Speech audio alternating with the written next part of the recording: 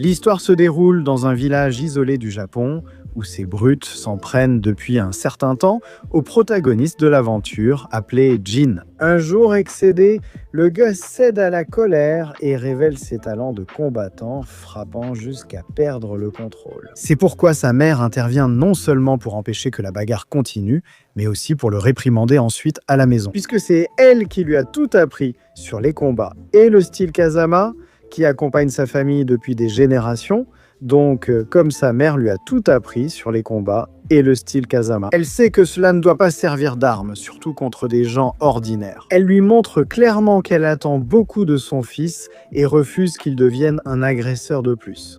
C'est pourquoi elle a décidé de l'emmener dans un environnement plus détendu, où elle peut l'entraîner depuis le début physiquement et mentalement, tout en entretenant une très bonne relation mère-fils. Cependant, quand Jin demande où se trouve son père, elle ignore la question, ce qui, malgré sa bonne qualité de vie, éveille sa curiosité. Malheureusement, ces questions commencent à trouver des réponses. Cette nuit-là, lorsqu'une sorte de démon apparaît chez lui. Sa mère, cherchant à se protéger, l'enferme pendant qu'elle s'occupe du danger. Le problème, c'est que cette bête s'avère être très puissante. Bien que sa mère soit très agile et cherche le point faible de son adversaire, la bête ne réagit pas. Donc, après avoir entendu sa mère se faire maltraiter, Jin décide de sortir seul, mais il se fait lui aussi battre. Alors sa mère, dans une situation désespérée, décide d'attirer le démon vers leur maison, qui est en flammes.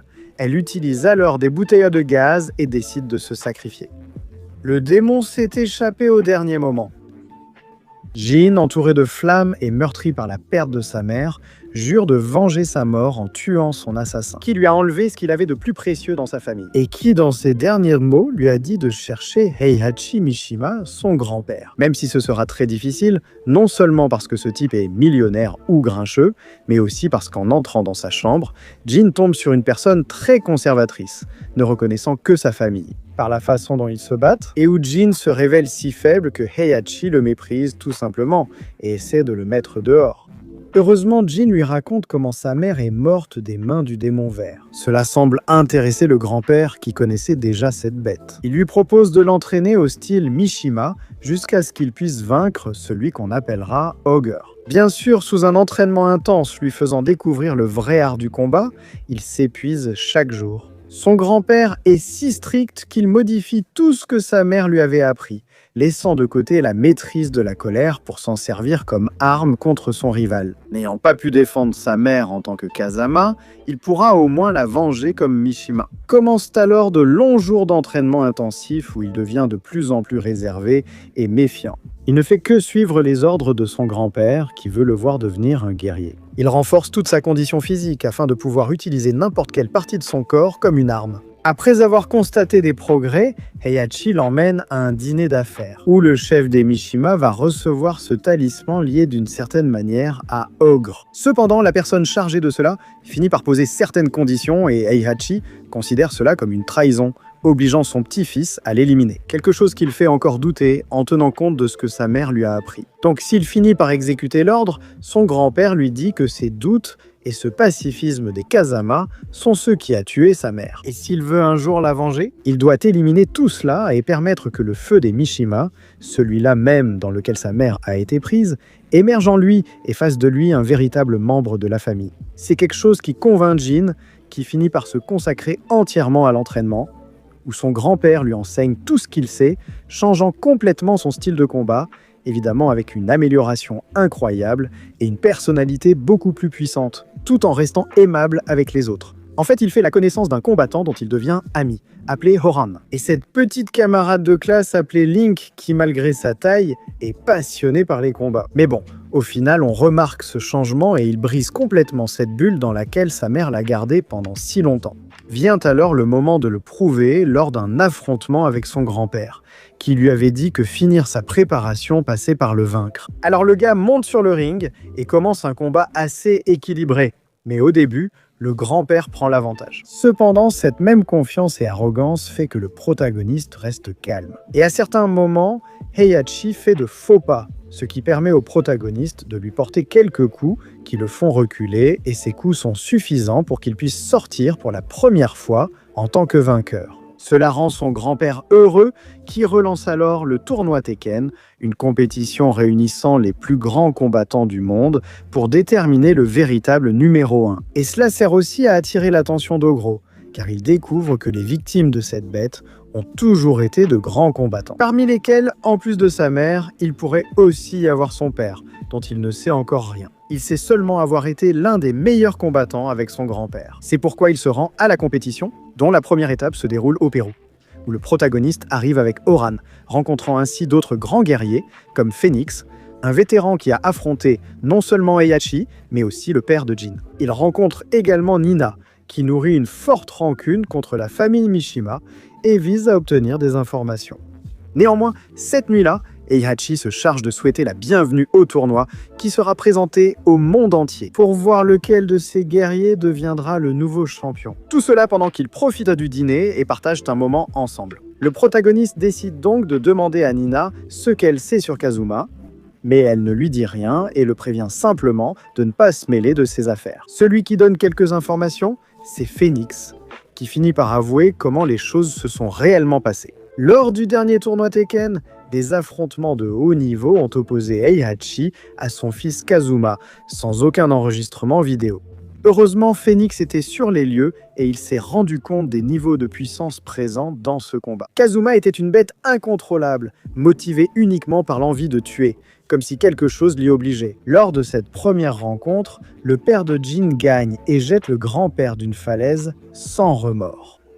Miraculeusement, il survit et revient pour une revanche, que Heihachi finit par gagner. C'est là qu'il montre la haine envers son fils. C'est pourquoi cela fait du vieil homme le principal suspect de la disparition de Kazuma. Alors Jin, qui ne supporte pas le suspense, décide de parler directement à son grand-père, et ce dernier lui confirme effectivement qu'il a mis fin à la vie de son propre fils. Mais selon lui, c'est parce qu'il était pourri de l'intérieur, avouant au protagoniste que Kazuma possédait quelque chose appelé le gène maléfique, une malformation qui, sous l'effet de la colère, transformait son état physique en bête et le rendait très agressif, avec un fort désir de tuer.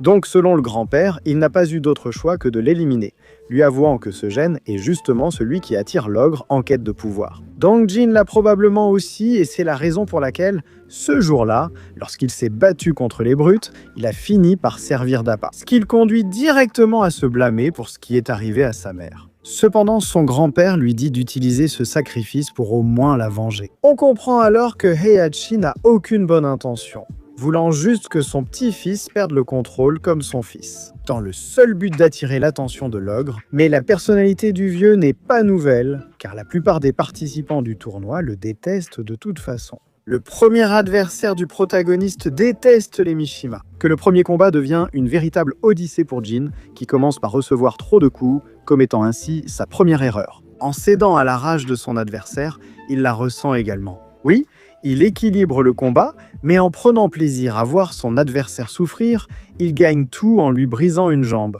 Il le regrettera plus tard en voyant que son adversaire ne pourra sans doute pas se battre avant longtemps. En plus d'être un type qui éprouve beaucoup de colère envers le vieux, car il est responsable de la mort de ses enfants. Des éléments immuables qui suscitent un débat intérieur chez le prota sur ses actions. Se souvenant des paroles de sa mère, il décide de maîtriser sa colère lors des prochains combats. Pendant ce temps, son ami Lin, qui participe aussi au tournoi, montre tout son potentiel en battant la célèbre Nina, l'une des favorites. Nous voyons d'autres combats où King, combattant expérimenté, se distingue et progresse dans le classement.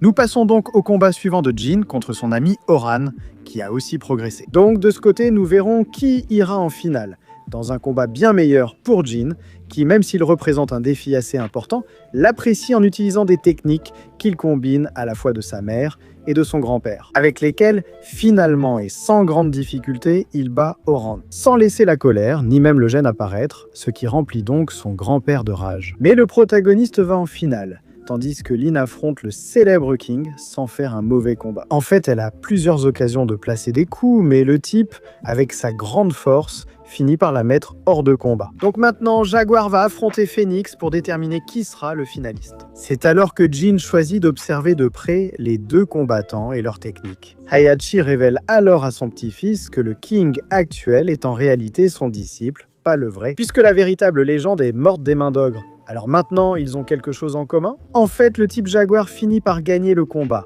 arrivant ainsi en finale contre Jin, où ils ont le temps de se reposer. Ou du moins, c'est ce qu'il semblait, car une éliminée du tournoi tente d'attaquer Heihachi. Le protagoniste intervient et découvre que le talisman du vieil homme appartenait à sa mère, qui le protégeait. Mais en plus, et c'est un autre des petits secrets du vieil homme, il découvre qu'en réalité, c'est son grand-père qui a libéré l'ogre en premier lieu. C'est pourquoi il avait besoin du talisman, pour l'étudier et comprendre son lien avec le gène maléfique, sans mesurer les conséquences sur les vies qui ont été perdues, y compris celle de la mère de Jin. Alors, le protagoniste décide de ne plus suivre cette idée et de se consacrer uniquement à combattre comme un véritable guerrier. C'est pourquoi, avec le soutien de ses amis et de ses proches, arrive le jour du grand combat, où nous avons deux guerriers d'élite qui donnent tout. Deux types de défense et d'offensive, mais tous deux motivés par la victoire. Même si King déstabilise plusieurs fois Jin, celui-ci revient toujours au combat en gardant le souvenir de sa mère. Chaque fois qu'il tombe,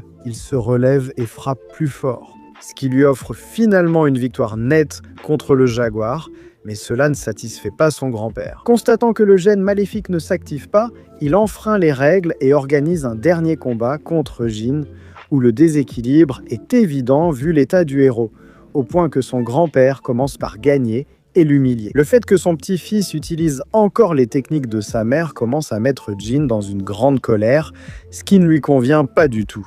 Grâce à son self-control et aux techniques apprises de sa mère, il vainc finalement son grand-père, sans s'attendre à ce qu'une part du gène maléfique s'échappe, attirant l'attention de l'ogre au dernier moment. Le rival tant attendu surgit, et sa seule présence déclenche le gène maléfique qu'il voulait éviter, perdant le contrôle. Et le protagoniste commence un combat complètement fou, où la technique se perd, et il cherche seulement à s'entretuer. Ce qui réjouit le grand-père, qui ne laisse personne intervenir. Il ne s'attendait pas à ce que le protagoniste se rappelle autant les enseignements des Mishima et tout ce qu'il a vécu avec sa mère. C'est pourquoi il parvient à garder la raison en le vainquant dans une séquence assez épique. Cependant, ce n'est pas encore fini car l'ogre a une seconde phase dans laquelle il se montre comme un véritable démon. À ce moment, ses amis interviennent pour empêcher la mort de Jin. Avec l'appui de tous, il se relève pour mettre fin au combat.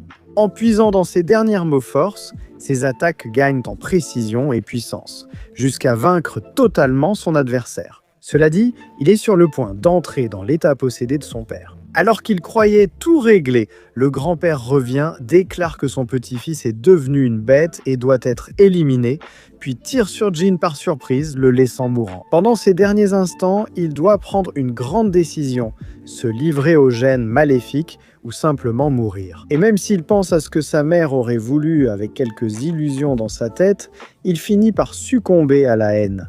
Il revient à la vie avec une apparence démoniaque, sans aucune trace de personnalité. Uniquement pour en finir avec son grand-père, qu'il bat complètement.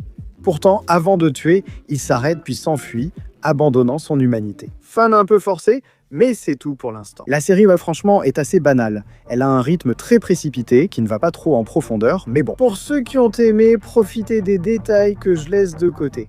Cet anime débute comme les grands, avec un groupe d'aventuriers chassant des bêtes. Ils ont tous quelque chose d'étrange. Et en voyant leurs différentes attitudes, on découvre que ce sont des novices qui sont arrivés dans ce monde après avoir été de simples étudiants. C'est pourquoi la peur et l'ego de certains commencent à créer des clans où les forts profitent des faibles, comme cette petite fille appelée Kobato, qui doit se soumettre à la sœur Ciseaux. Vous comprenez ? Pour éviter de mourir avec un rang aussi bas qu'elle, en se rappelant la seule figure qui l'a protégée à l'école. Un gars assez ordinaire mais gentil, appelé Mimori, qui, comme on le voit, est aussi arrivé dans ce monde juste après, mais a été rejeté par la déesse qui les a tous amenés, parce qu'il était le plus faible. Mais comment en sommes-nous arrivés là ?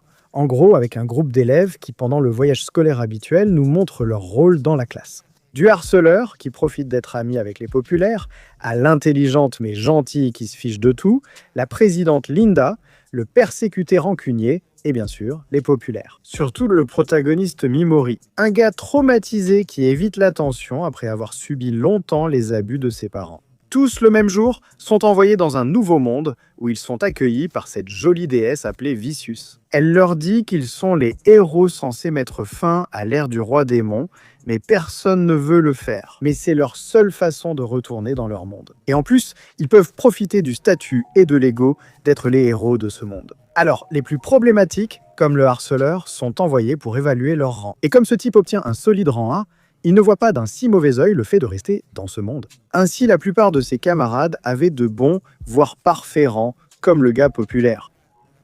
La surprise vient du garçon harcelé, qui acquiert une énergie sombre et devient le héros le plus puissant invoqué. Tout va bien, mais malgré tous ces prodiges, le protagoniste obtient le rang. Et c'est en gros nul. Alors la bienveillante Vicious invente tout un rituel où les plus faibles sont envoyés dans un donjon pour s'améliorer.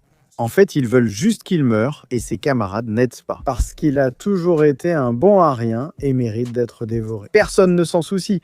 Même Ayazu, qui pourtant connaît l'humiliation et a déjà dépendu du prota, en profite pour organiser à son tour un festival d'humiliation contre le prota. Il se souvient de la violence de son père, combinée au mépris d'une femme qui ne le connaît pas, mais qui sait qu'il est une ordure, sans même essayer de le cacher. Donc tous ces sentiments qu'il a réprimés pour ne plus jamais être méprisé, en réalité, n'ont servi à rien. À quoi bon, il n'a plus rien à perdre. Sa vraie personnalité qu'il cachait pour ne déplaire à personne éclate en maudissant la déesse de toutes les façons, lui conseillant de ne pas survivre au donjon, car il ne laissera aucune de ces jolies marionnettes avec leur tête au donjon des déchets. Sans que personne ne s'en soucie, à part la présidente qui essaie de faire quelque chose, mais qui n'y parvient finalement pas. Mimori arrive dans sa nouvelle maison, accueilli par des créatures géantes voulant le dévorer. Mais sa capacité s'avère plus utile que la déesse ne le pensait, lui permettant de paralyser et empoisonner les bêtes en quelques secondes. Cependant, son niveau est si bas que les utilisations sont limitées.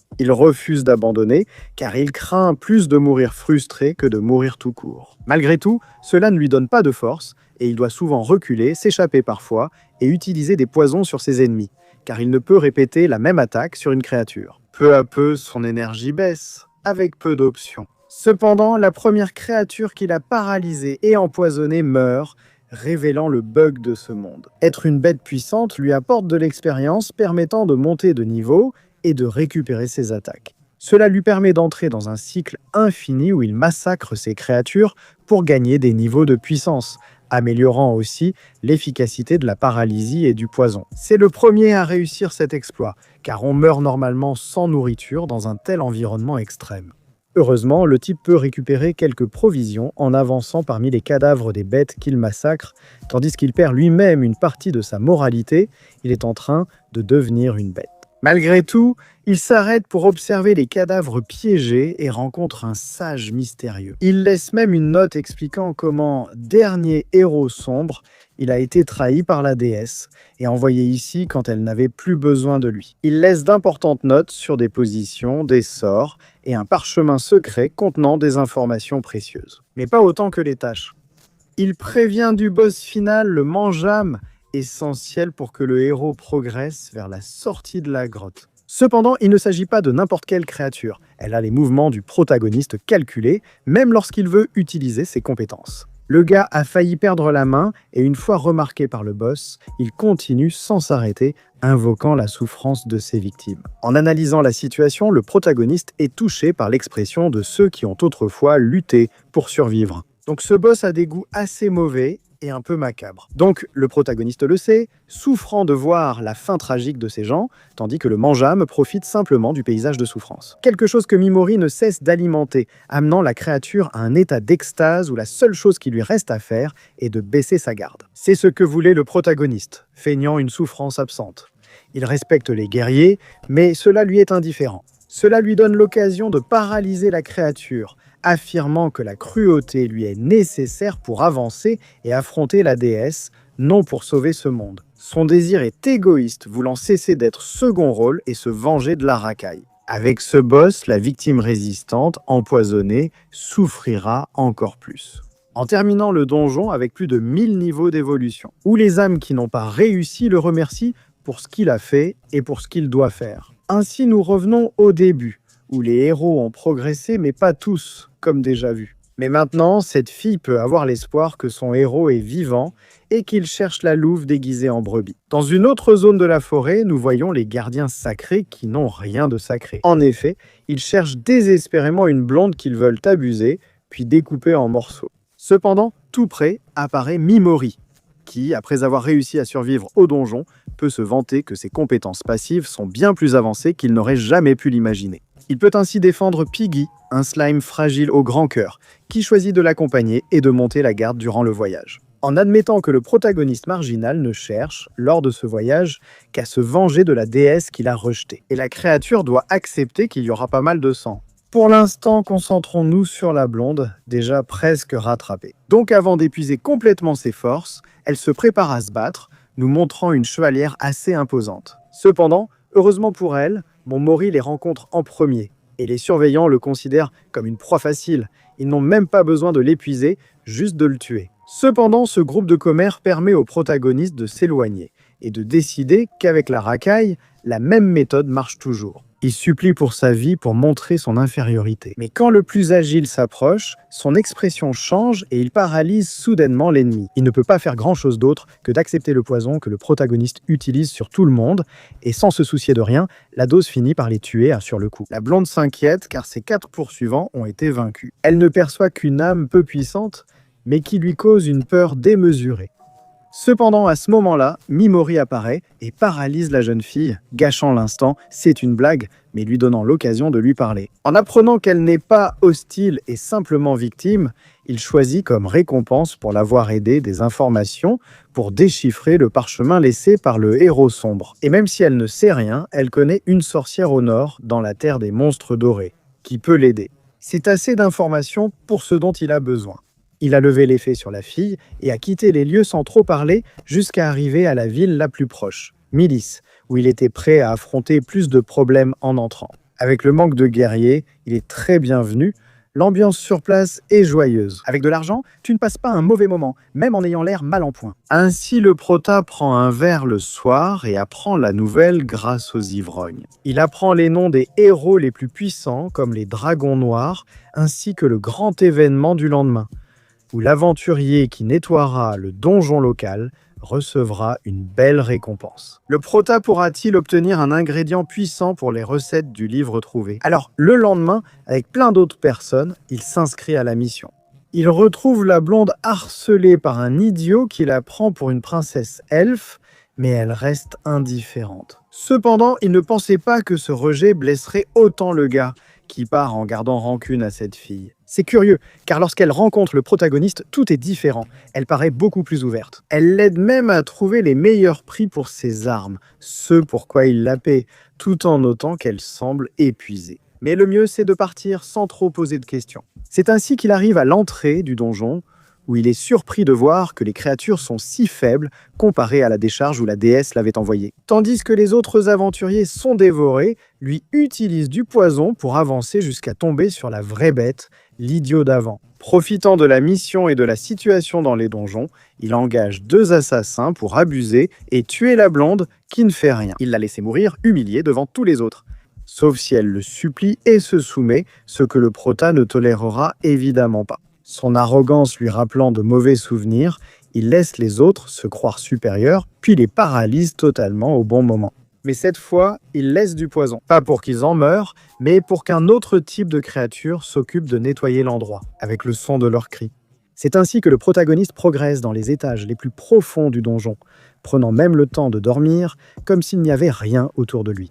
Et les choses deviennent encore plus faciles, car même les autres aventuriers abandonnent la mission en apprenant que les créatures meurent de façon inconnue et craignent d'être contaminées. Tout cela car ils ignorent que le poison est au protagoniste. Donc, assez détendu, il arrive jusqu'à la salle de boss typique d'un jeu vidéo, où il élimine la créature de bon niveau avant même de l'activer. Cependant, la récompense du lieu, qui semble assez luxueuse, ne l'intéresse pas. Il la laisse à la blonde qui a plus besoin d'argent. Elle ne sait pas comment le remercier pour ce cadeau et décide donc d'être sa gardienne un moment, car c'est tout ce qu'elle peut offrir. Finalement, le protagoniste accepte, à condition qu'elle n'ait pas de questions inutiles et se consacre à la mission. C'est quelque chose dont la blonde est plus que satisfaite et motivée, car on voit à quel point elle est habile avec l'épée. En descendant d'un étage, Plus exposé que jamais, le protagoniste cherche le matériau sans doute issu d'une créature bien plus puissante. Selon la blonde, ces bêtes aux yeux dorés descendent du roi démon, ce qui explique pourquoi elles donnent autant d'expérience aux héros venus d'un autre monde. Information précieuse. Alors que l'elfe va s'endormir, le protagoniste l'oblige à se reposer, découvrant pourquoi elle ne dort pas. Et c'est parce que c'est vraiment le seul moment où elle montre sa véritable forme. Comme la princesse elfe Céras, recherchée par le harceleur. Ce nom est si important que même le grand groupe de dragons le recherche, et pas de façon amicale. Nous concluons ce 4e épisode de cet anime, qui est franchement bon et plus mature que l'isekai moyen. Et la musique ? La musique est excellente. Dans ce cas, il vaut mieux non seulement regarder le résumé, mais aussi profiter de l'œuvre. Pour ma part, c'est tout. J'espère que ça vous a plu. 3000 likes pour la prochaine partie. Et comme l'a dit mon père, je vous abandonne.